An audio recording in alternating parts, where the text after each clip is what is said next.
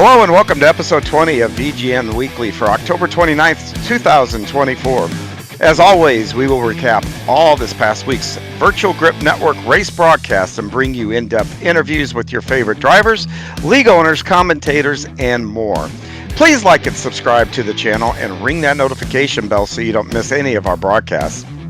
Also, if you are a league owner or you are a potential sponsor and would like to get your name out there, please visit us at virtualgrip.net for info on how to get in touch with us. We will welcome today's guest, J.R. Shepard, who is the winningest driver in VRL history and often VGN commentator. But first, before we get to our conversation with JR, we need to throw it to Ricky to recap all this week's action on the Virtual Grip Network. The Bootleg Racing League Circus would visit Lucama, North Carolina's Southern National Motorsports Park for round 5 of 11 on Saturday night, starting with the Outlaw SK Modified Series. The number 52 of Steve Hilbert was the pole sitter, sharing the front row with the 93 Chris Hazlett. Hilbert would lead only one lap before the 36 of Jeffrey Harden would shoot to the inside to take away the lead.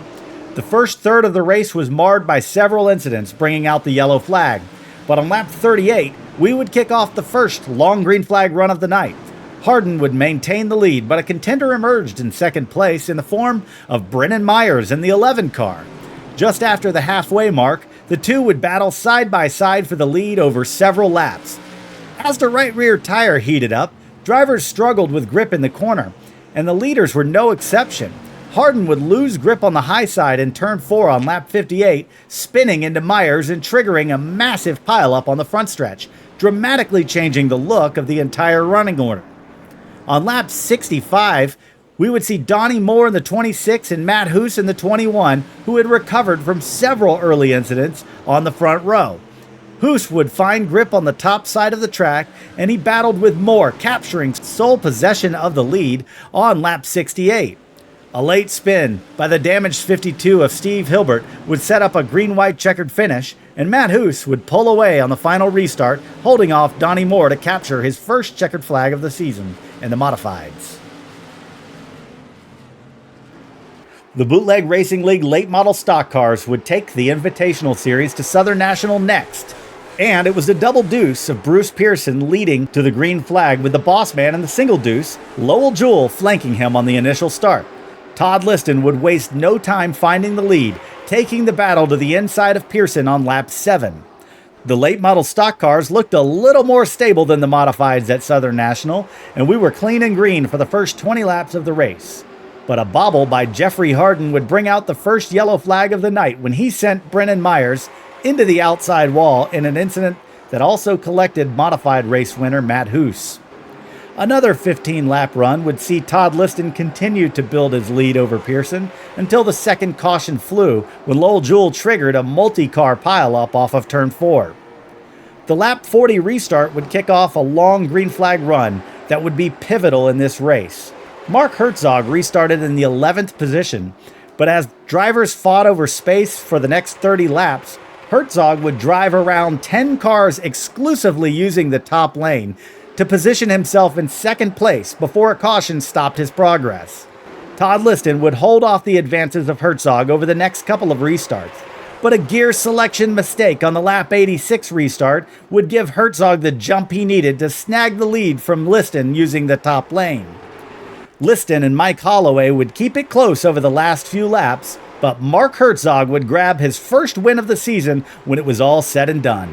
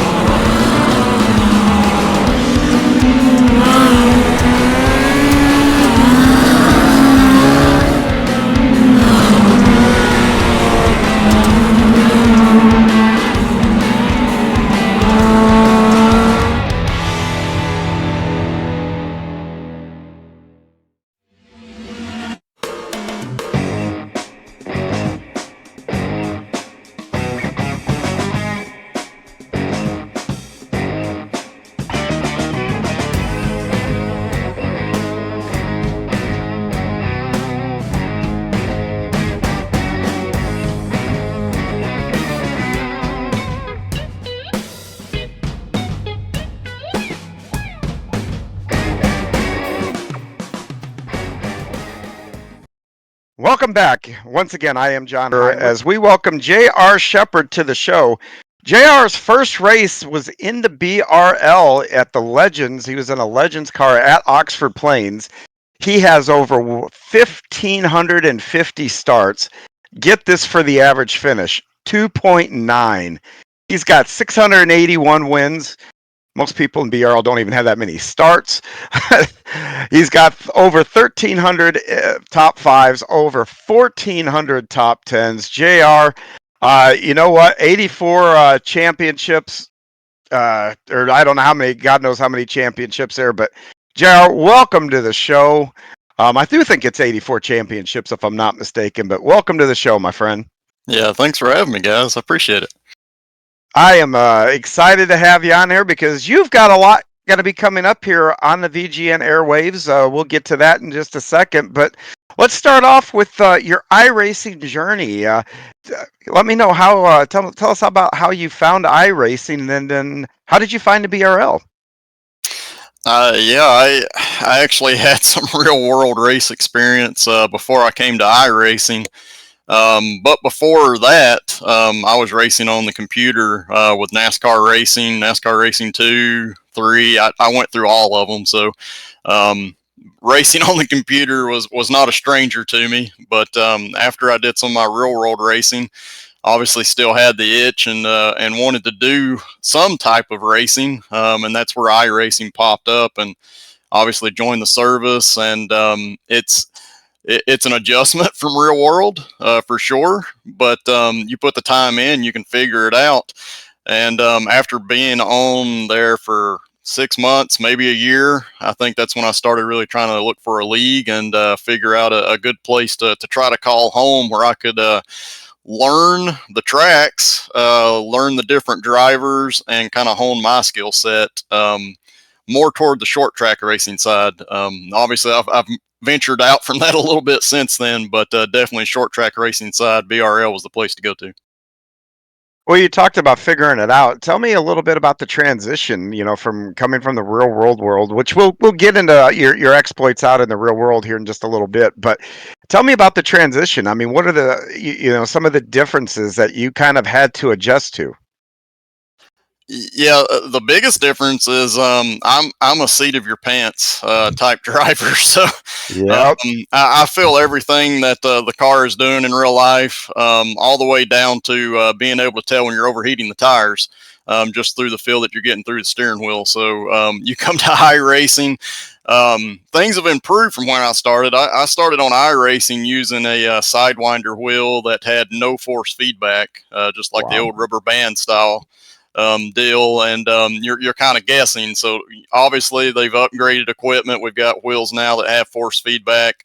We have direct drive wheels. The pedals have gotten better, but that's the biggest thing, is being able to tell what the car is doing and what you need to adjust on the racetrack yourself, so you're not killing the tires or wearing your equipment out, and have something to work with at the end.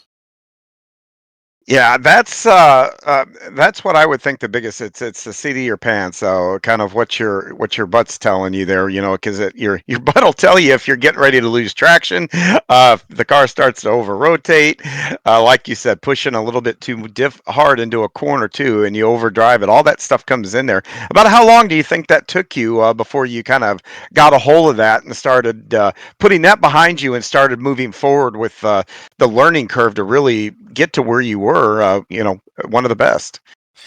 I was not where I needed to be when I came to BRL. I know that. I learned a lot from a lot of people, and hopefully some of them don't get mad like Donnie. I learned a ton watching Donnie Moore. So um, I'll tell you, when I first came to BRL, I knew I was struggling. I knew I had a lot to learn with how my driving style was affecting the tires throughout the run. And I got to noticing that Donnie was not a driver that would throw down a fast lap in practice. But when it came race time, he was always fast throughout the entire race. So I started watching some of the things he was doing, and I learned a lot. That doesn't get you all the way, though. I want to make sure that some of the other guys out there understand this. You always need to watch what the faster guys are doing, try to learn from them, but the odds are their driving style is going to be different than what yours is. and you're going to have to find some things on your own that fit your driving style. So I did watch Donnie. I found some things that I thought I needed to work on, and then I went out and did those things. But obviously, again, I had to adjust it to my driving style to make it work with what I was doing, and that's what you have to do. And it took me a while to do it. So obviously, when I came into BRL, that first year was a big learning curve for me. But being able to race around the same drivers every week helps you be able to get to where you need to be. You can work on what you're needing to do. You can trust the guys that are around you that you're racing with. So Donnie Moore is the reason for some of our butt kickings. All right, 26. Check. Okay. um, well, you talk about that learning curve and getting your own driving style. Driving styles are something we really haven't talked about a little bit on here. And tell me a little bit about on the short ovals anyway. Tell me a little bit about your driving style and what it is you think made you so successful. What about your style made you so successful? I'm a driver that really takes care of the tires. So has the service has kind of evolved to where we're getting cars now that will actually wear the tires out, and it's always about tire temperature, but it's not solely about that in a lot of these cars now. So you can wear the tires out, and my driving style seems to work in a way that benefits those type of cars. And mainly, I don't drive into the corner super hard. I don't use a ton of brake. I don't use a lot of steering input, which I think a lot of people find surprising. But you've got to make sure that you're not putting a lot of wheel into it throughout the corner. You're letting the car do the work more than anything. Do not push the car above whatever limitations it has. So if you've got a tight setup, do not try to drive it harder or turn the wheel harder. You just got to accept that that's what the car is going to do. If you push it too hard, you're going to kill those tires. So that's the biggest thing. Another thing that I like to talk about is making sure you get that car pointed before you get to the apex. So from the apex off, you're not putting a ton of wheel into it as you're throttling up off the corner, because if you do that, you're really going to kill that right front tire. And eventually, the right front tire is going to lose wear and slip. At some point through the corner, it's going to grab again, and you're going to start wearing out your right rear tire, and you get all of your tires upset, and the car doesn't do anything that you want it to do. Yeah, once that front tire starts to get some wear in them now, you naturally want to put more wheel into it because you've got to crank it harder to get it off the wall, and then that's just a vicious cycle because at that point you're just adding to that wear trying to get it off there. And I think that's the single biggest secret how to save your tires is getting that car pointed about the apex and getting it straight up off the corner there. And you can do that turning down inside somebody. You can do it going out to the wall. So you can adjust what you're doing to get that done. But the tire wear, though, I think you've been doing this a while, though. I think the tire wear has been the best update iRacing's done. I mean, what do you think? What other changes have you seen, that you've had to adjust your driving style to based on some of iRacing's changes? What's your favorite? The tire changes have been my favorite so far, just because when I first started, I noticed that I had to drive the car differently than real life in order to get that speed. Now it's kind of going back the other direction where you've got to really take care of those tires. The tire model's getting better, so I really appreciate everything that iRacing's doing with that. I think it does make the racing more realistic. It's not 100% there, but it's getting there each and every season, each and every year. The other thing I like from the road side of things, because I do some of that, is actually the rain. So the rain has been really cool. And from what I've heard from professional drivers who have raced in the rain, it's extremely realistic. So it's very challenging. I've ran a couple of races where it's really caught me out on the roadside, but it's fun to learn something new, and I always enjoy trying to go into a new craft, learn something that I'm not good at, and just challenge yourself, because that's the only way you're ultimately going to get better.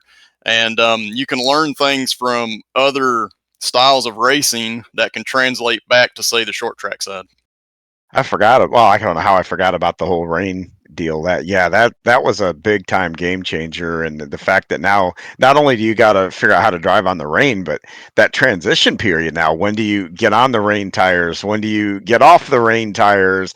That has added so many different elements over to the roadside. That's just fantastic. I mean, I don't like driving in the rain, but I almost wish it would rain every time because that just makes things a little bit more interesting having to figure all that stuff out.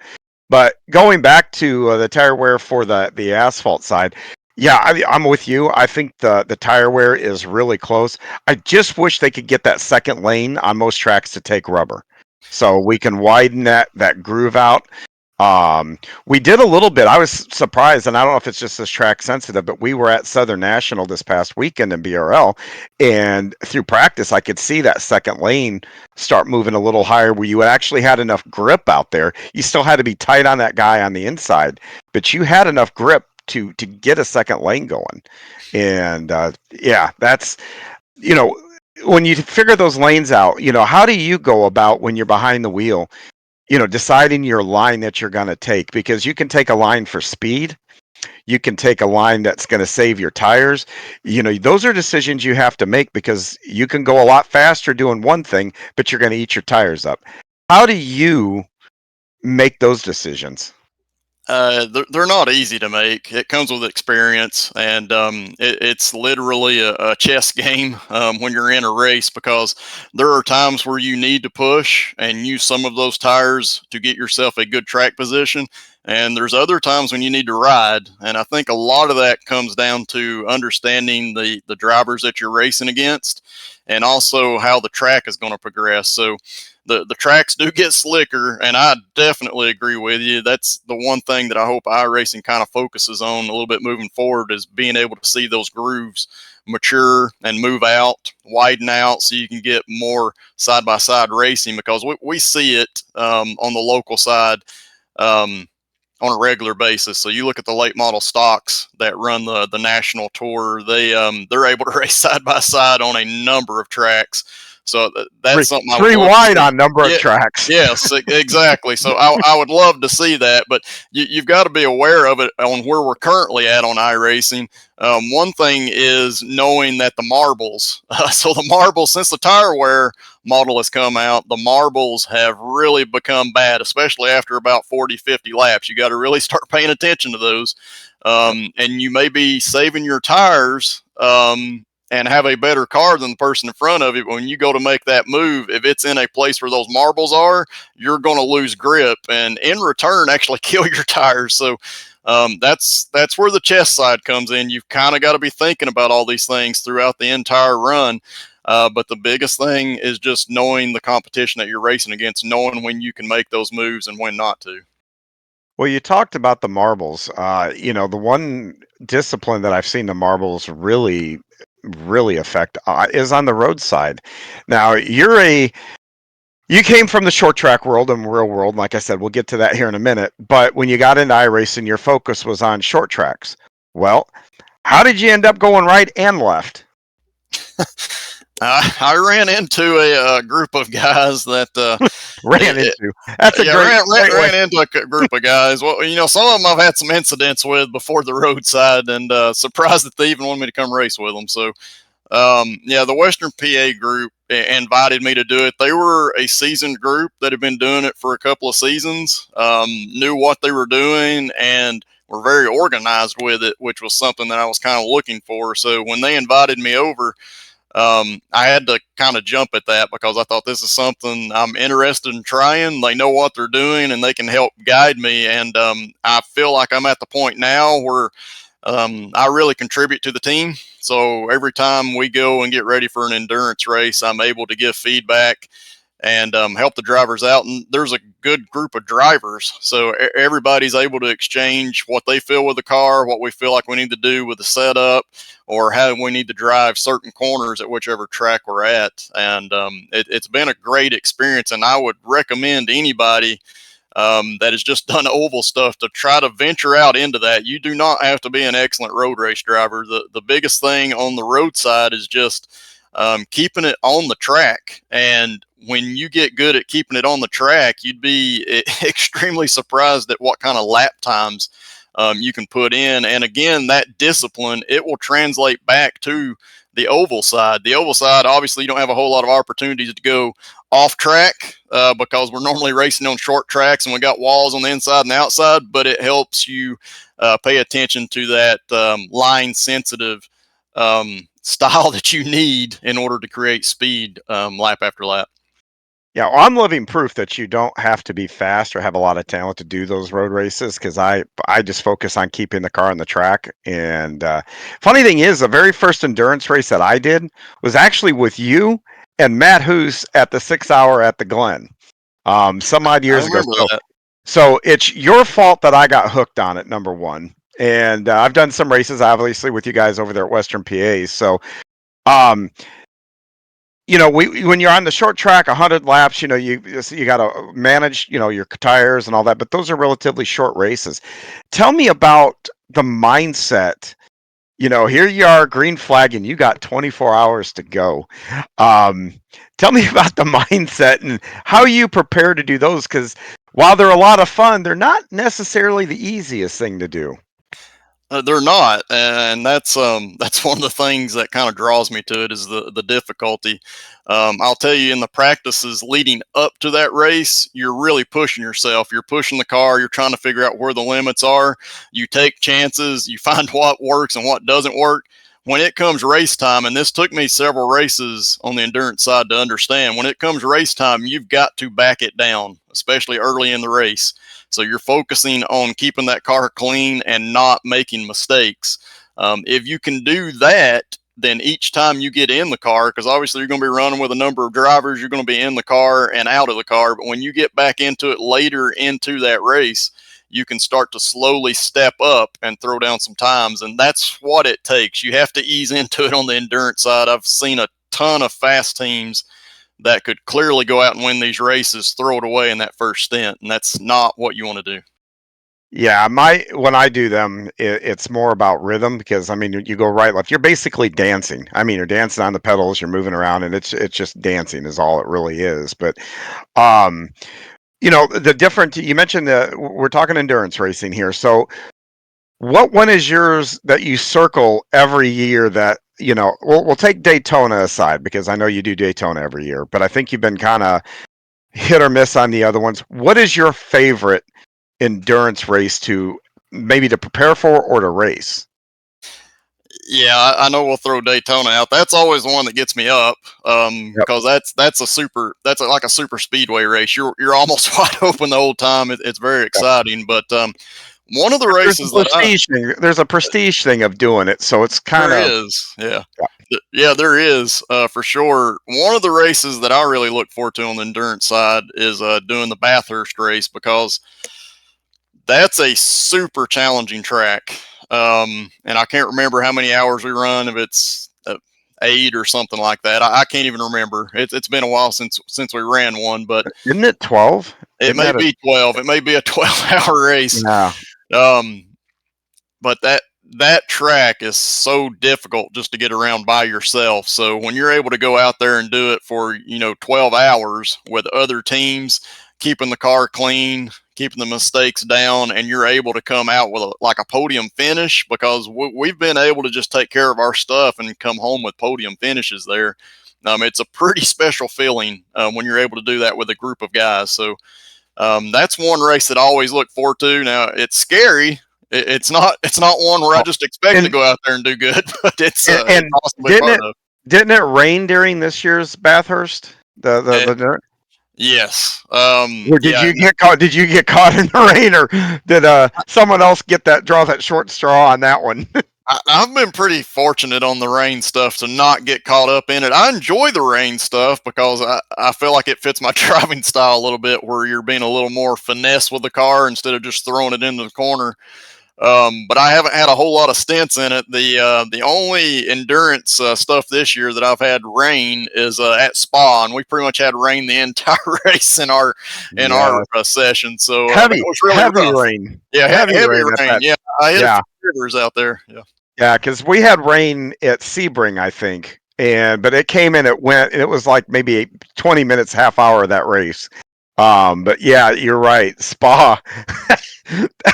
that was quite the deluge when it happened. But yeah, good times on that. And so the Bathurst one, that's interesting.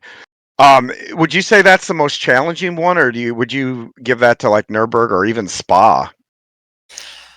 Um, y- to me, Bathurst is extremely challenging because of how hard you have to push the car to get a good lap time, just in general. But when you're out there with the other cars, you can't be slow. So, we talked about keeping it on track, Yeah. just being able to finish the laps. That's key in an endurance race. But at Bathurst, you still have to be fast, especially in the mountain portion, because if you're slow at all, the fast guys will literally run over you and it can end Yep. your day. So that's the biggest challenge. And to me, that's what I look forward to. Again, it's scary leading up to it, but when you're in that race, it's a competition feeling, and being able to compete at that level throughout that whole 12 hours, that's pretty special. Yeah, and for those of you that may not be familiar with, think of Monaco with real narrow walls right at the edge of the track, coming down the backside of that mountain with this funky corkscrew, and you're trying to brake, turn the car. That is a really difficult track to kind of get a hold of there. So, well, that's pretty cool. Well, we're on the subject of all these things iRacing. We're going to be doing a new venture coming up here. It's going to be with Yesteryear Racing, which is going to be following I think it's the 1986 Tour Mod schedule. And you've been tapped to be in the broadcast booth. Talk to me a little bit about that, how that come together, and what are you looking forward to from that? Yeah, apologies to anybody who's going to be watching those broadcasts and has to listen to me first of all. But the modifieds are always cool to be a part of, just because of the way those cars drive, the closeness of them. And on some of those tracks, you can really draft up. The draft is huge in those cars. So when you watch them on TV in real life, watching the NASCAR Whelen Modified Series, you can see the type of competition that goes on. And that's what I kind of expect going into this Yesteryear series that's coming up starting next year. So um, I still have a lot of learning to do as far as what the drivers are capable of. I got to get to know those drivers, so I will be spending the time leading up to that, trying to learn the drivers, some of the tracks we're going to, and get better on the commentating side. I'm telling you that the commentating side, and this, is it's not easy. You watch people do it, and you can kind of make fun of them doing it, but then when you get on there to do it yourself, you learn that you don't know a whole lot. So it's going to be a new experience, but I love the modified series because of the closeness of that competition. So I expect some really tight racing next year. Yeah, and Alan has done a great job with that series. And anybody out there, you can look up Yesteryear Racing there in iRacing, and you want to be a part of a really unique series, because even the rule package. Have you looked at the rule package yet? I haven't looked at it in full It's detail, but what I've looked at is it's pretty cool. Yeah. Yep, it's all retro. So whatever the rules were back in 1986, or whatever year, I think it's 86 that they're doing the year package. Um, no lucky dogs, lap cars, restart where they did back then. And I've ran a couple of the races, and it's really good competition over there. The races are unique. They flow a lot different. You can make pit stops in those races. So they flow a lot different than some of the other stuff you see on the VGN networks with like bootleg and stuff like that. So, um, getting ready for the season, what makes you the most nervous, but yet what makes you the most confident? What makes you, yep, I got this. What are the two different ends of the spectrum for you? The thing that makes me feel most comfortable is the car itself, because I've spent a lot of time driving those cars in different series, different leagues. So I feel like I know the car fairly well, and can obviously turn some laps myself leading up to that week's broadcast to know what to expect. The thing that makes me nervous is just not knowing all of the drivers. Number one, making sure you get names correct, because that's a big thing. If you mispronounce somebody's name, that's not a good thing, and you immediately go on their list, their Well, good naughty news list. is they let you know. They let you know pretty quick when you do. So, Right. yep, yeah, they know. You'll get a message, or either via Discord or maybe even on the broadcasting. But yeah, they got a funny thing of letting you know. That's all right. That's all right. And I have no Yeah, problem absolutely, apologizing. 100%. Yeah, that's good. Yeah, as somebody who has people always looked at my last name being Heinen. It's Heyn. Half the people can get it right, half the people don't. So I know I have a difficult name to figure out. So when I hear somebody mispronounce it, I chuckle, based on how close they get or whatever. So good news is I got a feeling most of the folks that are in the same boat I am, um, it's kind of expected, and then so you don't need to worry as much as I think you are on that front. Um, well, let me move over now, and we're on the talk of racing here. Let's talk about your real world exploits. What were you driving, and where were you driving at? Yeah, so I didn't get an opportunity to go racing in the real world until I believe it was 2004. I think I was 17 at the time. So um, I had been pestering my parents for a number of years. My dad raced on dirt in what was called dwarf cars at the time. Clown cars. Very Clown cars. very similar to a legend car. Clown cars. Just But call them yeah, clown cars. That's but okay. he raced them. He raced them on dirt, is what he did. Completely different discipline.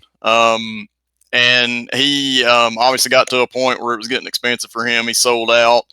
My parents had always kind of pushed me toward racing, even though we didn't have the money to really be doing it. At 17, I started working a part-time job, and basically all of my money while I was in school, working during the summers and after school, was going to that car. So we finally went out, found a car that we thought was good down in Georgia. A guy was selling it, trying to move up into something else. We purchased it from him, and first race that I went to was at Riverview Speedway, which is in Carthage, Tennessee, and it was known, at least in Tennessee, known as the Little Bristol, because it was basically a half-size Bristol track, quarter-mile track, shaped just like Bristol, completely asphalt all the way around. But the straightaways were banked more than any of the other tracks that we had been racing at. So I can tell you that that was not a track that you should make your first start at. Because it was a lot thrown at you. You're in the car for the first time. You're trying to learn the car, what you need to be doing with it. But then you go out there on that track that has so much banking and so much speed. The G forces immediately affect your body. And I can remember going through the corners, my legs were going to the outside of the car. And my head was also, even though I was maintaining my head after a while straight, my helmet was going toward the outside wall. So you're kind of just looking out of a small little piece of your helmet to see where you're going. And it was a lot to take in, and it took 3 or 4 races before I was really used to that. Yeah, the G forces. It goes back to that seat of the pants stuff that you were talking about. And for those that, I don't want to get any Legends drivers mad and calling them clown cars. I've never raced one, but I've been fortunate enough to take some laps in one. And with that narrow wheelbase, those things are not easy to drive. They're actually quite difficult with their horsepower to weight ratio, the whole 9 yards. They're not quite as difficult as a midget. I got to drive a midget, and that was probably the hardest car that I ever had to try to get a hold of. But those dwarf cars they're quick. They're very, very quick, and that's probably why you're able to do your sidewinder, because in those cars, just a little movement on that wheel, you went pew across the track. You had to that I would have to imagine that was the first thing you realized, you didn't have to put a lot of wheel into those either. Yeah, that was the biggest thing that I had to get used to in those cars, and I think that leads to a lot of my driving style on the iRacing side. Early on, I was overcorrecting the car, and I'm not talking about overcorrecting it a ton, but I would go to save the car when I got sideways in the corner, and all of a sudden I'd move up half a lane because of the overcorrection. So I learned very early on with that that small wheelbase, the way that the steering linkage and everything is on those, the steering boxes that are used, you've got to be very subtle with your movements. And that is carried over to the iRacing side, which I think helps with tire wear. I'm a driver that does not like to turn the wheel very much. So my dad, he got into my car a few times in real life, and he could not drive it. Because of how I had it set up. I do not like turning that wheel a whole lot. He got in it and almost wrecked the thing because he likes putting a lot of wheel into it. So it's just different driving styles. And exactly, the Legend car, it's a very tough car. It's very twitchy. You can drive them sideways because I did it on a regular basis. But it takes some getting used to on just how much steering input you got to put into it to maintain straight instead of out of control or overcorrecting it. Yeah, I got to drive mine on dirt. And I was amazed because your hand movements of all the different kinds of cars I was in, had the opportunity to drive. That was the quickest I had to be with my hands. Yes. Yep. And very, very deliberate, and like you said, on a lot. And so those are a heck of a car. Well, as you're driving those, tell me a little bit about, how well did you do? What other tracks did you visit? Did you get a chance to run them on dirt?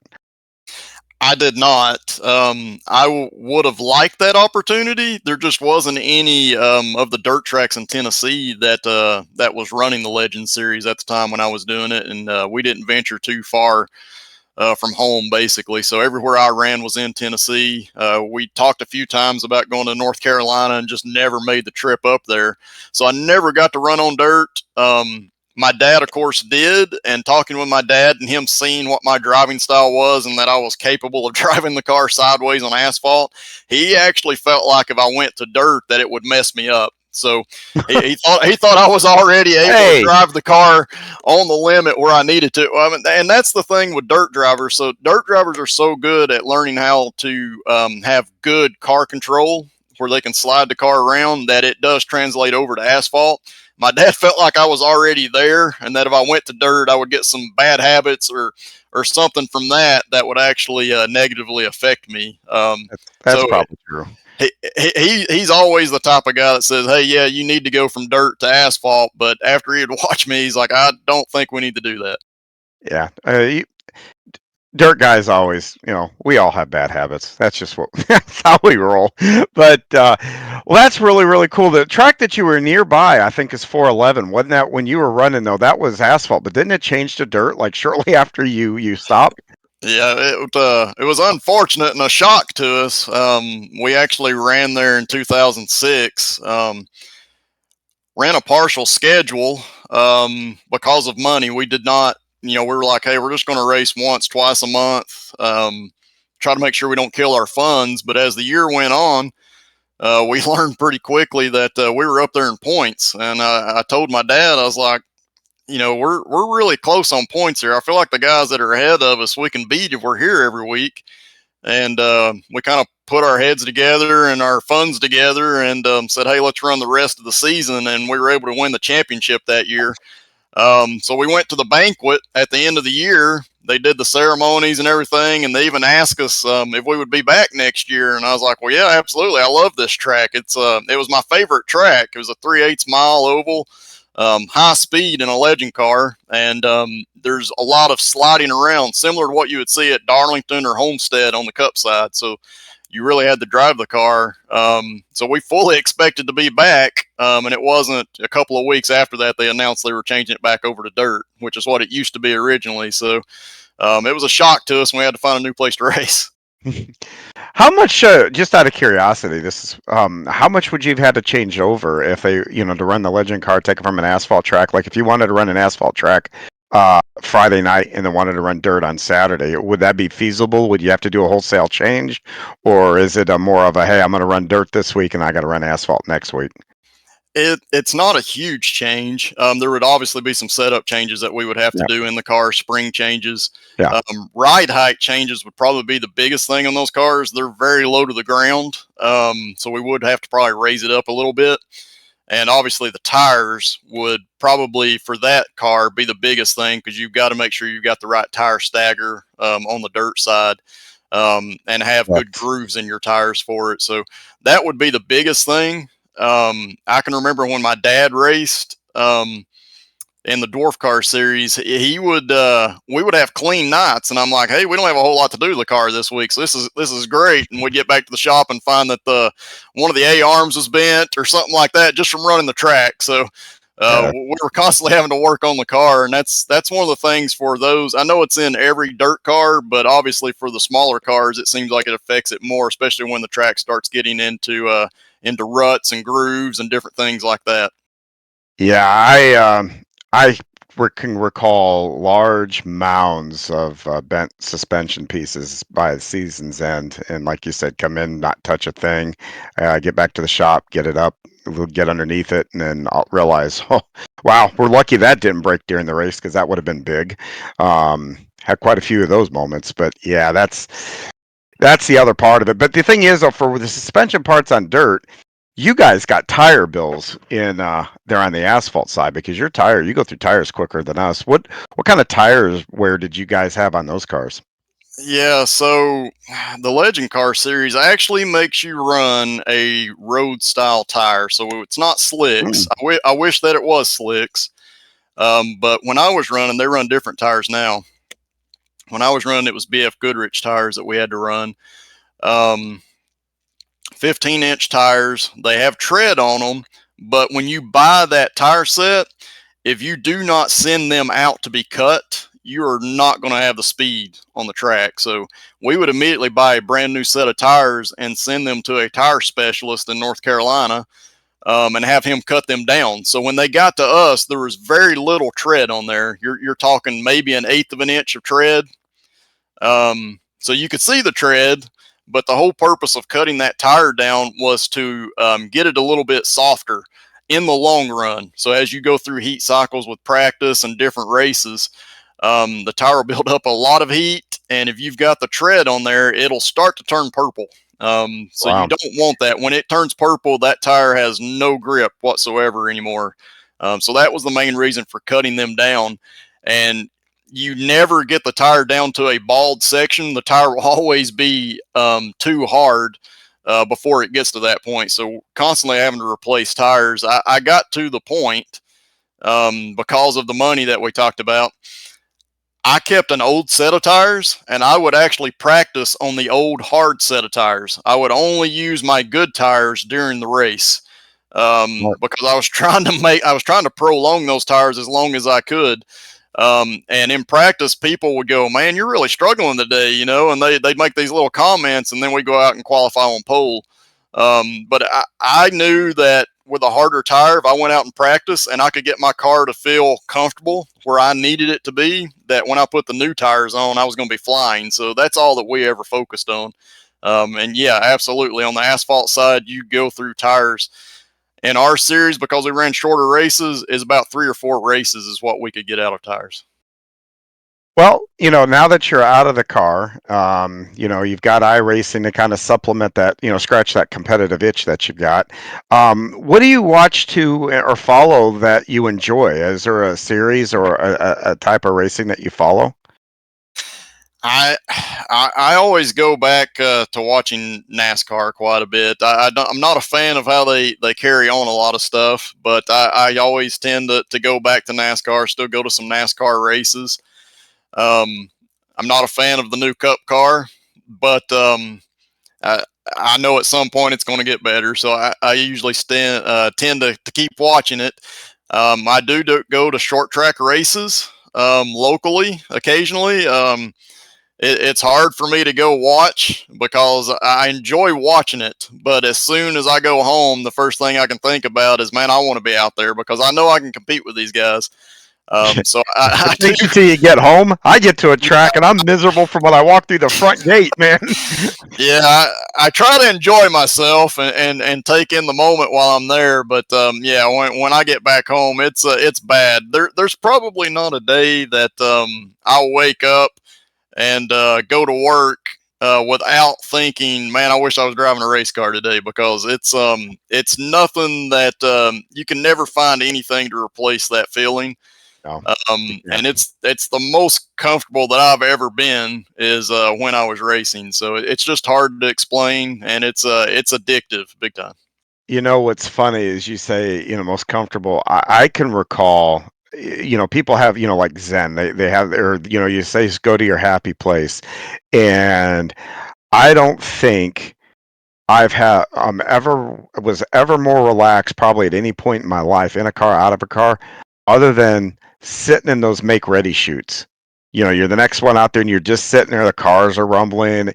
There's there's something about for me, the universe lining up at that moment in time. Even though you're about to go out there and do some crazy stuff, it was just, I don't know why, that moment sitting in that car waiting to go out next.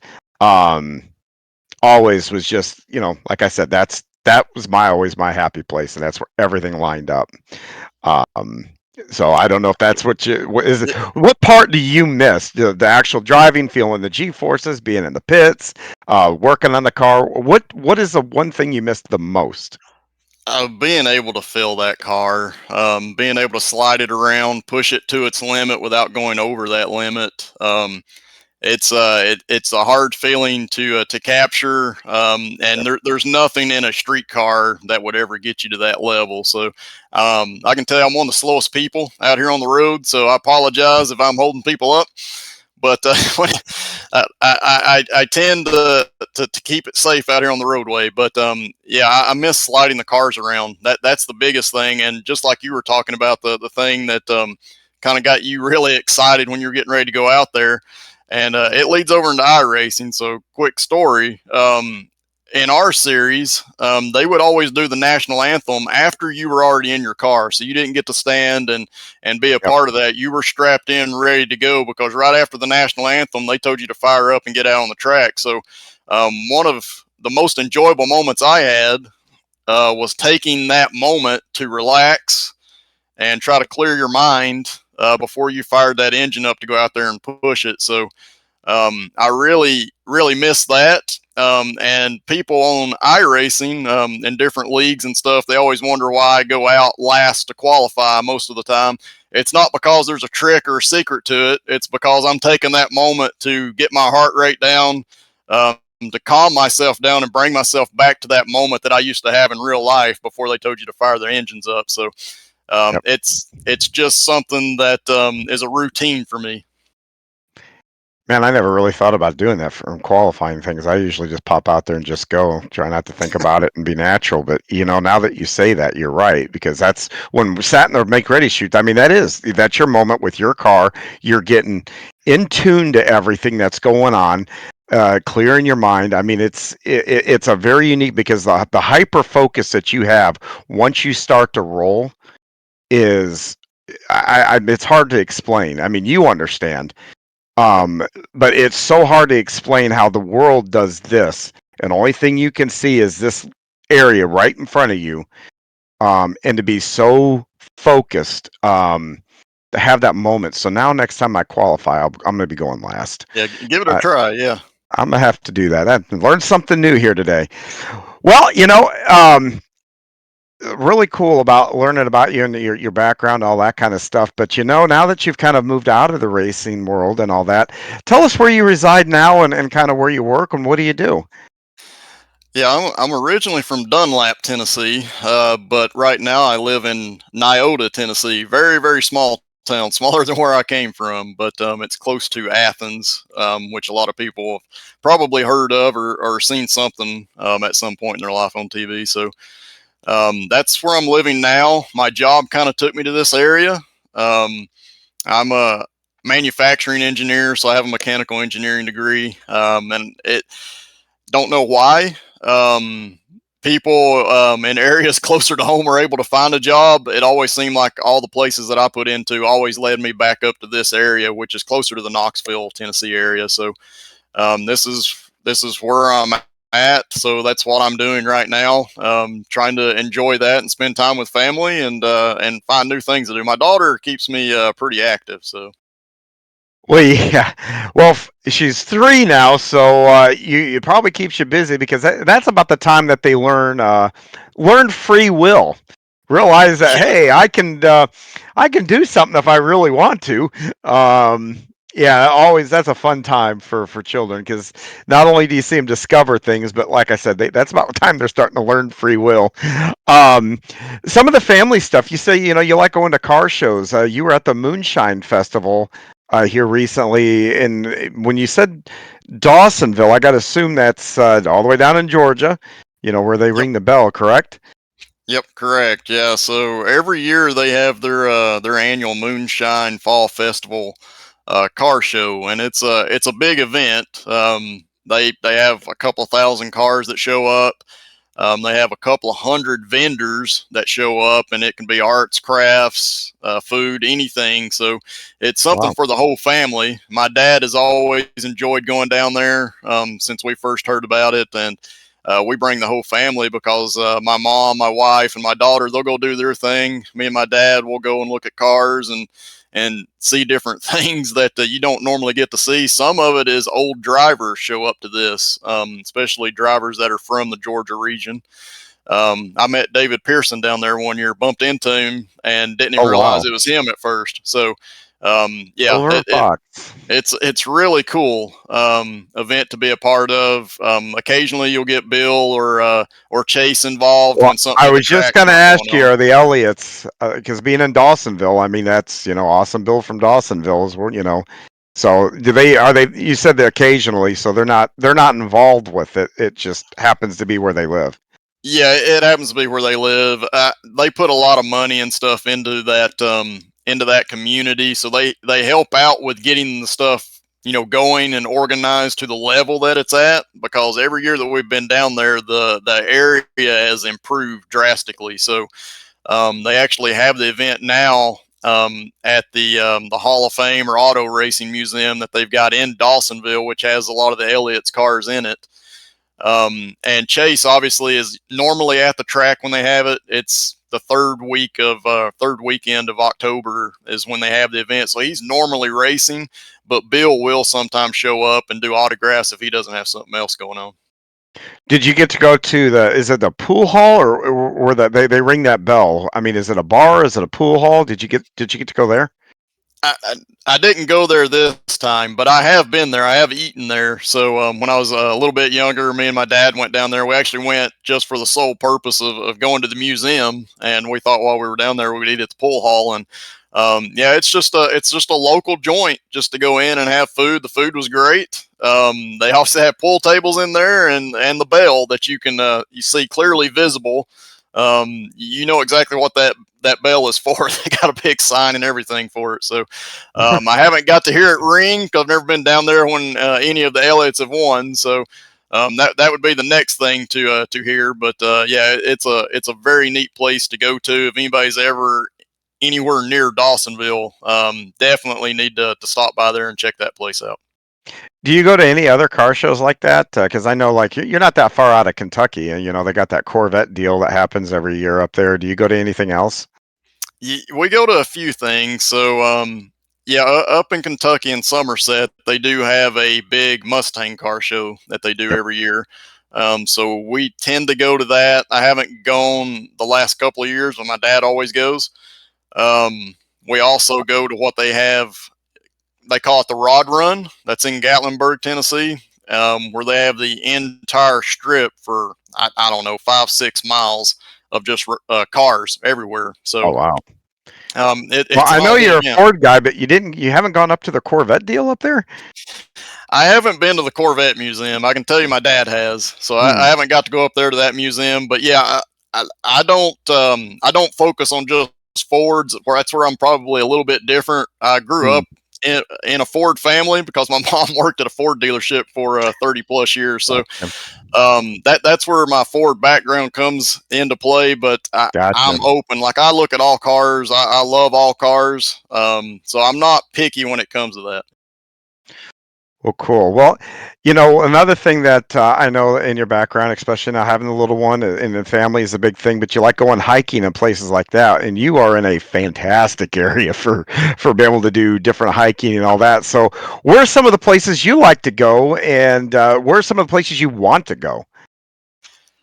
I can tell you some of our favorite places is around the Great Smoky Mountains. There's tons of trails up around that area, and we live within an hour and a half of that. So, um, not something we would do every weekend, but definitely easy enough to have access to and go to. So, anywhere around there, Cades Cove area, they're changing a lot of the names in there from what they used to be up around the Smoky Mountains, just because they're trying to get back to their heritage. So a lot of things are changing, but great hiking trails. I've always wanted to go, out west more. Um, Yes. there's a lot of state parks that I would like to visit. I don't know if I'll ever get to. We're trying to make some plans for that, but definitely would like to go to a lot of the major state parks, especially out in Washington and stuff, and just be able to do some hiking out there and um, enjoy the scenery that you don't normally get to see. We have a lot of beautiful land here, a lot of beautiful mountains, but definitely out west would be unique for us. Well, over the last few weeks here on this show, we've had a couple of folks up there from that Northwest area. Trey Bloom, who's in Montana. So if you're thinking about it, look him up.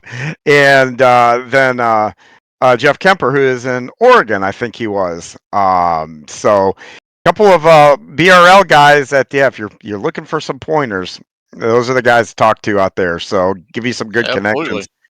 Um, One place that my wife has gone, and we almost stopped. We drove down to Florida a few years ago. Is Chattanooga. Have you gone to the Chattanooga Choo Choo? And then is it still there? And is it still a thing to do? Is it worth going to? It's still there. It's still a thing that people go to. I haven't been to it since I was little. I've been by it, but I haven't been in to partake in any of the activities that they do there since I was little. But yeah, it's definitely something cool to check out. There's tons of trains and train stations, historical stations that are all throughout Tennessee, and we've gone on several of the different train rides. But definitely, Chattanooga is one of them that you want to check out at least once to see what it's all about.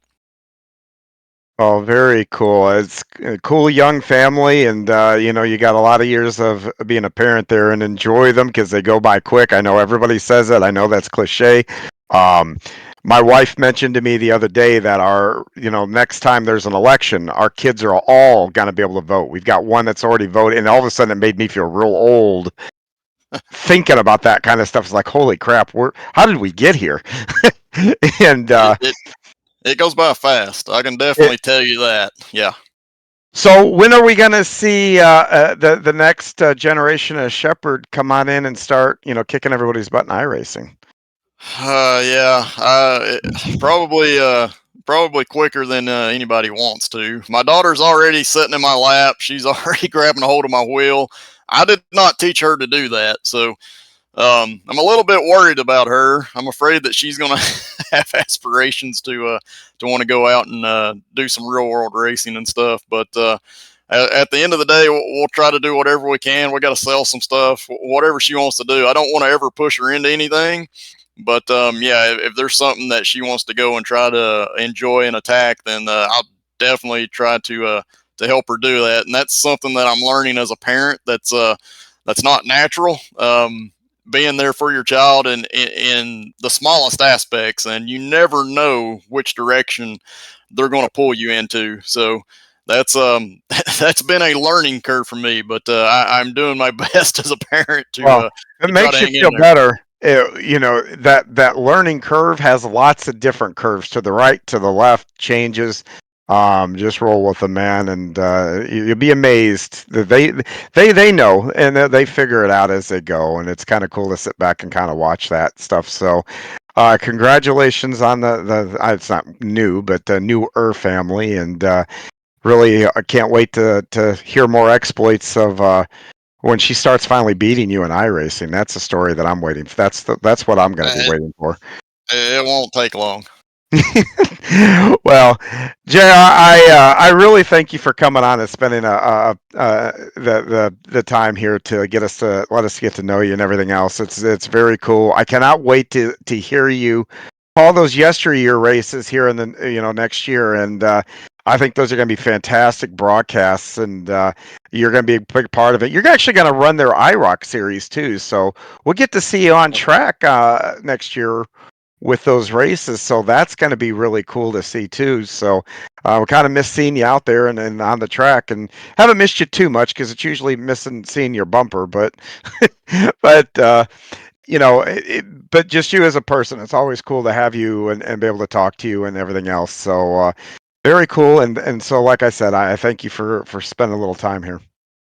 Yeah, I appreciate it, guys, for having me on. And yeah, I'm looking forward to that IROC stuff. Something a little, again, outside of my comfort level, but we'll give it a try and see what we can do. And biggest thing is trying to have fun with it. So that's what I've been doing lately. Is anything I'm doing, whether it's with family or on iRacing, just trying to have some fun. Yeah, and for those that don't know, Yesteryear is also connected to that IROC series. It's all going to be broadcasted right here on the Virtual Grip Network in the new year. So be watching for information on that. That's why it's important to make sure you ring that notification bell so you don't miss any of the action. But JR, before we pull the curtain on this, we got a couple things to do here. First thing is going to be green, white, checkered, which I like to just do three real quick things, and you just give me your first general thought on it, real quick. Keep it brief. But you ready to play along? I'll give it a try. All right, first one. Brace yourself for this one because you're going to have the ESP here to look way off in the future. Okay, ready? All right. What is scarier to you, your daughter driving a race car or your daughter dating? My daughter dating. Yeah, no doubt. Yeah, that one's easy. That one was easy. Okay, the next one, since you like these car shows, muscle cars or hyper cars? I'm a big old school person, so muscle cars. Yep, for sure. Which one would you rather drive if you had the opportunity? Like if someone said, "Here you go, you're at Sebring, you can take a lap around here at Sebring." Which one would you rather take? I would still like the older car. And again, that's my driving style. I just like that older car, that feel, Yep. the finesse that you got to have. That's what I'd like. Okay. Well, the last thing is I've got a pair of tickets here to go see a 24-hour race. You have to pick one. Is it Spa, Le Mans, or Nürburgring? Got to pick one of those Oh three. man, that's tough. I'd probably say Nürburgring because that's pretty famous. That's a very unique track to get around. So yeah, that would be cool to go see. I think. Which one of those, if you again, because I think all those have moments where you can, go rent a car and drive around on there. So if you had the opportunity to rent one, which track would you go to? I don't know that I would go to the Nürburgring. I'd love to, but that's definitely a track that you could wad up a car really quick by very little mistake. So I don't Some of think that those I would go there elevation for that. changes. Yeah, I would probably have to pick one of the other ones in that case. Either of the other two would be great options. I'd love to go get behind the wheel. Fair enough. Well, thanks for playing along there, and hopefully I didn't get you thinking all too much about that first one there and have to get you worried about that stuff. You got a long way to go. Yeah. Um, but the last thing is we got to preview what's coming on the VGN network this week, and this week we will be broadcasting the BRL once again Saturday night, both the SKs and the late models. And they'll be coming from a famous track for their, not only for their racing, but for their hot dogs. BRL will be going to Martinsville, and then JR, I know you've got a lot of laps there. Um, Tell me a little bit about Martinsville and what are some of your favorite aspects about it, and what are some of the things that, as a fan watching, we should be watching for there.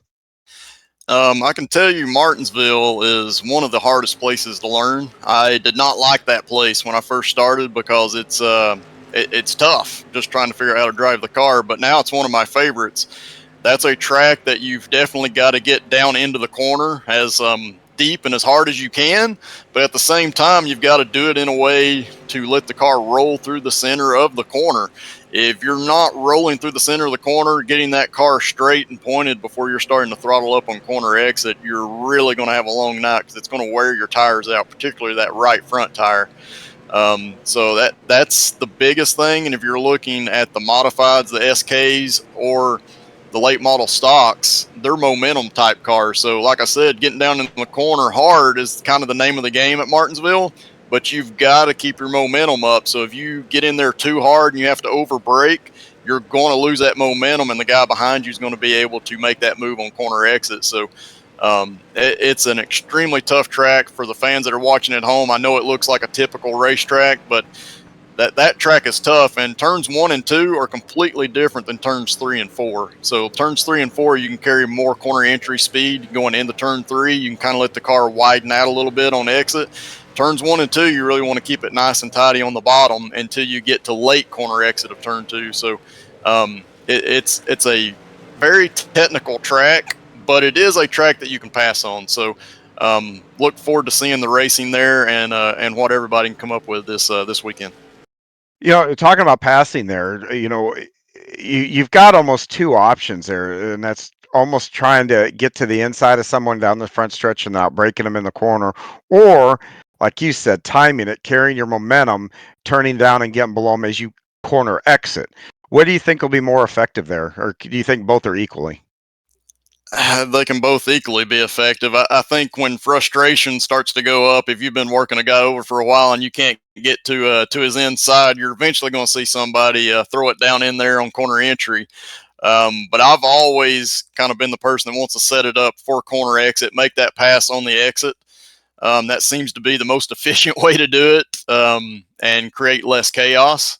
But the You timing know how many portion, times you've made that move on me, and it's just ticked me off to no end. And not because you did it, and not because it's you. It's because I've tried it and I can't do it. it, Quite it's like you. tough. Yeah, it's tough, and that's the thing. I talked about it being a very technical track. It's tough. You can be a whole second faster than that guy in front of you, but making that pass is extremely hard, and it's all about the timing you talked about. If you do not get that timing right before you get to the apex of the corner, then your whole lap time is killed, and you're not going to be able to make the pass that lap. And it's hard to get right because odds are the guy in front of you is not going to run the same lap twice. So it's a guessing game. It's chess. That's what I talked about earlier. It's just playing the game right. Oh, very good here. We look forward to seeing the BRL Saturday night.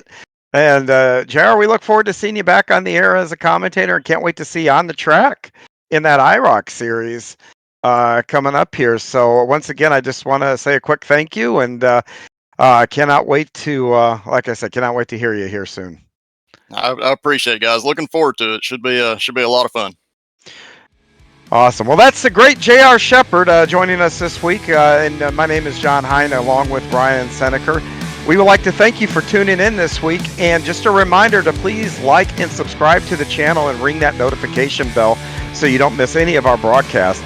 Also, once again, if you're a league owner or a broadcast and have a broadcasting need, or if you're a sponsor looking to get some your name out there, please visit virtualgrip.net for all information how to get in touch with us. Once again, thank you again, and we will see you next Tuesday, so keep it between the walls.